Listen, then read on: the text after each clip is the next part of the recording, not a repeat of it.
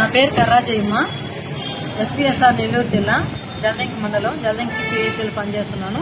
ఆ పనిచేస్తున్నప్పుడు నాకు డాక్టర్లకి కొంచెం గొడవ అయ్యి ఆ గొడవ విషయంలో నేను జడ శ్రావణ్ గారిని ఆశ్రయించాను. అతను పెద్ద లాయర్ అని చెప్పారు. ఆ లాయర్ దగ్గర నేను కేసు కడదామని వెళ్ళాను.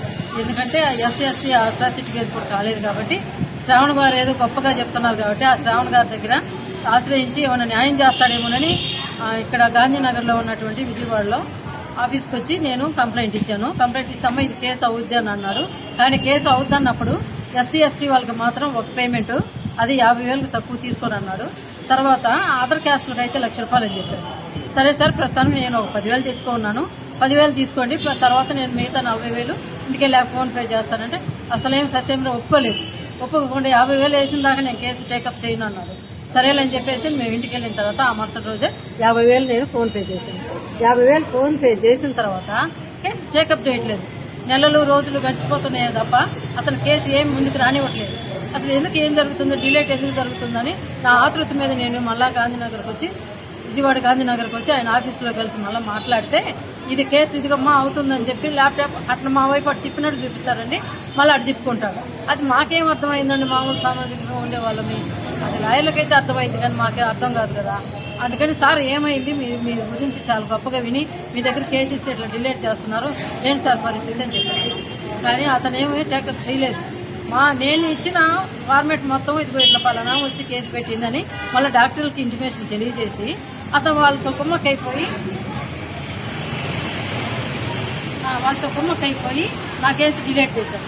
సార్ నేను కేసు మాట్లాడుతున్నాను కదా, 50,000 ఇచ్చాను కదా, 50,000 ఇచ్చినప్పుడు నా కేసు టేకప్ చేయకుండా నన్ను ఎందుకు ఇబ్బంది పెడుతున్నారు సార్ అని చెప్పినంటే లేదు మళ్ళీ నాకు ₹1,00,000 ఇస్తే కనుక నేను టేకప్ చేస్తానన్నారు. మళ్ళీ ₹1,00,000 తీసుకున్నారండి. ₹1,00,000 తీసుకొని సరే టేకప్ చేస్తానన్నారు. కానీ మళ్ళీ నెలలు జరుగుతూనే ఉన్నాయి. ప్రతి నెల నేను నా భర్త వస్తూనే కేసు విషయం అడుగుతూనే ఉన్నాను. కానీ శ్రావణ్ గారు ఏమి సమాధానం ఇవ్వట్లేదు. ఆ కేసు విషయం అయితే అసలు రావద్దంటున్నారు. నా దగ్గర డబ్బులు తీసుకొని 50,000 ఫోన్ పే చేసుకుని ₹1,00,000 డబ్బులు తీసుకొని నా కేసు టేకప్ చేయని డాక్టర్లతో కుమ్మక్క అయిపోతే నాకు ఎంత బాధగా ఉంటుంది. జడ శ్రావణ్ గారు చేసినంత మోసం అండి. న్యాయమే జరగలేదు. న్యాయం చేస్తాడని అన్యాయమే చేశాడు. న్యాయం అనే మాట లేదు అతని దగ్గర, పేరుకి మాత్రం అంటాడే కానీ అది న్యాయమే లేదు. తర్వాత నేను ఎన్ని రోజులు అయినా ఎదురు చూస్తున్నాను కానీ అతను డబ్బులు అడిగినప్పుడల్లా మా పైన దుర్భాగం పంపిస్తున్నారు. అతను సెక్యూరిటీ గార్డ్స్ కానీ వాళ్ళ దగ్గర ఉండే వాళ్ళు కానీ స్టాఫ్ కానీ వాళ్ళు లోపల సరేనని ఇంకా మా కేసు కాకపోయినా పర్లేదు సార్ ఎన్ఓసి అన్నా ఇవ్వమని అడిగాను. ఎన్ఓసి కానీ మేము పోతే ఆ రోజు నేను నా భర్త మా సిస్టర్ సలేం అనే అమ్మాయి మేము ముగ్గురం వచ్చాము. ముగ్గురం వచ్చిన తర్వాత మాతోటే అసభ్యకరంగా మాట్లాడుతూ అతను మీకు ఏంటి నేను కేసు టేకప్ చేసేది చేయను, మీ వల్ల కాదు నేను చేయనని చెప్పేసి అసభ్యంగా మాట్లాడుతూ నన్ను 2 మీద చేపెట్టి తోసేసి మీ దుక్కున్న కూడా చెప్పుకోండి, నేను మిమ్మల్ని వంట చేయిస్తానని చెప్పేసి తన అనుచరులతో చెప్పించి మమ్మల్ని బెదిరించారండి రూమ్ వేసి. తర్వాత మేము ఎట్టగా ఎలాగో బయటకు తప్పించుకొని వారిపైకి వచ్చామండి ప్రాణహాని. కానీ ఇట్లాంటి జగన్ శ్రావణ్ కుమార్ ఎంతమంది ఉన్నారో తెలియలేదు. కానీ ఎస్సీ ఎస్టీ వాళ్ళకి మాత్రం పేరు గొప్ప అభివృద్ధి పడినట్టుగా అసలు కేసులు టేకప్ చేయకుండా అలాంటి వాళ్ళని ఎంతమందినో మోసం చేస్తూ డబ్బులు ఆర్జిస్తూ పైగా కేసులు తీసుకోకుండా చేస్తున్నాడండి. నా పేరు కర్రాజయ్యమ్మ. ఎస్పీఎస్ఆర్ నెల్లూరు జిల్లా జలదంకి మండలం జలదంకి పిహెచ్ఎల్ పనిచేస్తున్నాను.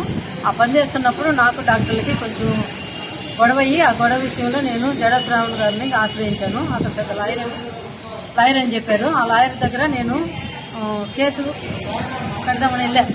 ఎందుకంటే ఎస్సీ అట్రాసిటీ కేసు కూడా కాలేదు కాబట్టి శ్రావణ్ గారు ఏదో గొప్పగా చెప్తున్నారు కాబట్టి ఆ శ్రావణ్ గారి దగ్గర ఆశ్రయించి ఏమైనా న్యాయం చేస్తాడేమోనని ఇక్కడ గాంధీనగర్లో ఉన్నటువంటి విజయవాడలో ఆఫీస్కి వచ్చి నేను కంప్లైంట్ ఇచ్చాను. కంప్లైంట్ ఇస్తామా ఇది కేసు అవుద్ది అని అన్నారు.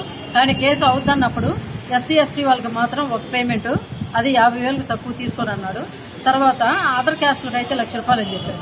సరే సార్ ప్రస్తుతానికి నేను ఒక 10,000 తెచ్చుకున్నాను, 10,000 తీసుకోండి, తర్వాత నేను మిగతా 40,000 ఇంటికెళ్ళి ఫోన్ పే చేస్తానంటే అసలేం ససేమిలో ఒప్పుకోకుండా 50,000 వేసిన దాకా నేను కేసు టేకప్ చేయను అన్నారు. సరేలని చెప్పేసి మేము ఇంటికి వెళ్ళిన తర్వాత ఆ మరుసటి రోజే 50,000 నేను ఫోన్ పే చేశాను. 50,000 ఫోన్ పే చేసిన తర్వాత కేసు టేకప్ చేయట్లేదు. నెలలు రోజులు గడిచిపోతున్నాయే తప్ప అతను కేసు ఏం ముందుకు రానివ్వట్లేదు. అసలు ఎందుకు ఏం జరుగుతుందో, డిలేట్ ఎందుకు జరుగుతుందని నా ఆతృత మీద నేను మళ్ళా విజయవాడ గాంధీనగర్కి వచ్చి ఆయన ఆఫీసులో కలిసి మళ్ళీ మాట్లాడితే ఇది కేసు ఇదిగమ్మా అవుతుందని చెప్పి ల్యాప్టాప్ అట్లా మా వైపు అటు తిప్పినట్టు చూపిస్తారండి, మళ్ళీ అటు తిప్పుకుంటాడు. అది మాకేం అర్థమైందండి, మామూలు సామాజికంగా ఉండేవాళ్ళమి. అది లాయర్లకైతే అర్థమైంది కానీ మాకే అర్థం కాదు కదా.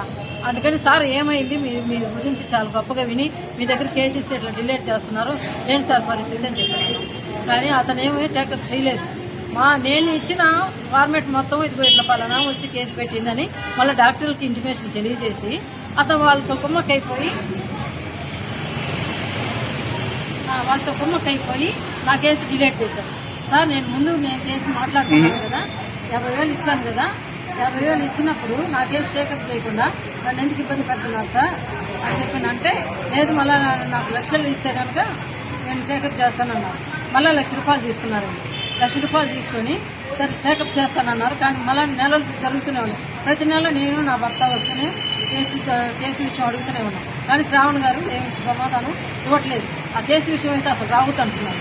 నా దగ్గర డబ్బులు తీసుకొని 50,000 ఫోన్ పే చేసుకుని ₹1,00,000 డబ్బులు తీసుకొని నా కేసు టేకప్ చేయనని డాక్టర్లతో బొమ్మకు అయిపోతే నాకు ఎంత బాధగా ఉంటుంది. జడ శ్రావణ్ గారు చేసినంత మోసం అండి. న్యాయమే జరగలేదు. న్యాయం చేస్తానని అన్యాయమే చేశారు. న్యాయం అనే మాట లేదు అతని దగ్గర, పేరుకి మాత్రం అంటాడే కానీ అది న్యాయమే లేదు. తర్వాత నేను ఎన్ని రోజులు అయినా ఎదురు చూస్తున్నాను కానీ అతను డబ్బులు అడిగినప్పుడల్లా మా మీద దుర్బాబు పంపిస్తున్నారు. అతను సెక్యూరిటీ గార్డ్స్ కానీ వాళ్ళ దగ్గర ఉండే వాళ్ళు కానీ స్టాఫ్ కానీ వాళ్ళు లోపలికి సరేనని ఇంకా మా కేసు కాకపోయినా పర్లేదు సార్, ఎన్ఓసీ అన్నా ఇవ్వమని అడిగాను.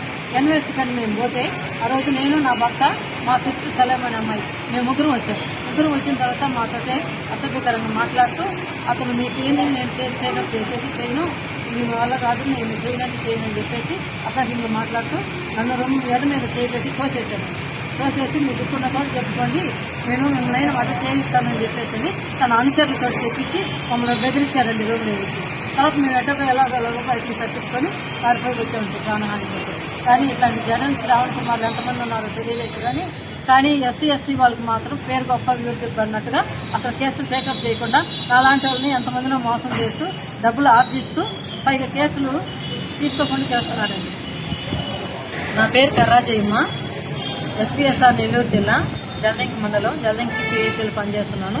ఆ పనిచేస్తున్నప్పుడు నాకు డాక్టర్లకి కొంచెం గొడవయ్యి ఆ గొడవ విషయంలో నేను జడ శ్రావణ్ గారిని ఆశ్రయించాను. అతను పెద్ద లాయర్ అని చెప్పారు. ఆ లాయర్ దగ్గర నేను కేసు పెడదామని వెళ్ళాను. ఎందుకంటే ఎస్సీ ఎస్టీ అట్రాసిటీ కేసు కూడా కాలేదు కాబట్టి శ్రావణ్ గారు ఏదో గొప్పగా చెప్తున్నారు కాబట్టి ఆ శ్రావణ్ గారి దగ్గర ఆశ్రయించి ఏమైనా న్యాయం చేస్తాడేమోనని ఇక్కడ గాంధీనగర్లో ఉన్నటువంటి విజయవాడలో ఆఫీస్కి వచ్చి నేను కంప్లైంట్ ఇచ్చాను. కంప్లైంట్ ఇస్తామా ఇది కేసు అవుద్ది అని అన్నారు. కానీ కేసు అవుద్ది అన్నప్పుడు ఎస్సీ ఎస్టీ వాళ్ళకి మాత్రం ఒక పేమెంట్ అది 50,000 తక్కువ తీసుకొని అన్నాడు. తర్వాత అదర్ క్యాస్ట్లకు అయితే ₹1,00,000 అని చెప్పారు. సరే సార్, ప్రస్తుతానికి నేను ఒక 10,000 తెచ్చుకున్నాను, 10,000 తీసుకోండి, తర్వాత నేను మిగతా 40,000